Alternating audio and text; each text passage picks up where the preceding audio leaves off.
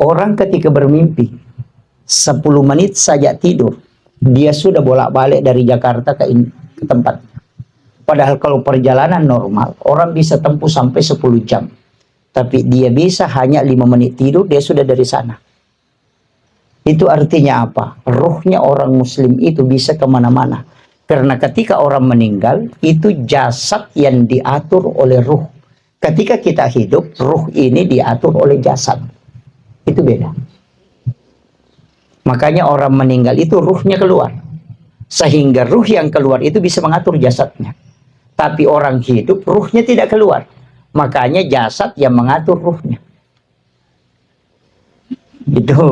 Itu bedanya, Pak. Kemudian, ada yang tidak percaya dengan siksaan kubur. Apa dia bilang? Wah, apa yang hancur, apa yang disiksa, apa mau merasakan, sudah mati, makan cacing. Tulang-tulangnya sudah lepas. Hanya ruhnya itu tidak. Coba saya kasih tahu. Kalau ada orang tidur kemudian bermimpi dikejar anjing gila. Atau dipukuli. Ketika dia bangun badannya sakit. Bahkan ngos-ngosan. Padahal tidak ada yang pukul. Kenapa jasadnya bisa merasakan sakit padahal dia tidur di atas kasur? Tidak ada yang pukul. Tapi dia bisa merasakan sakit.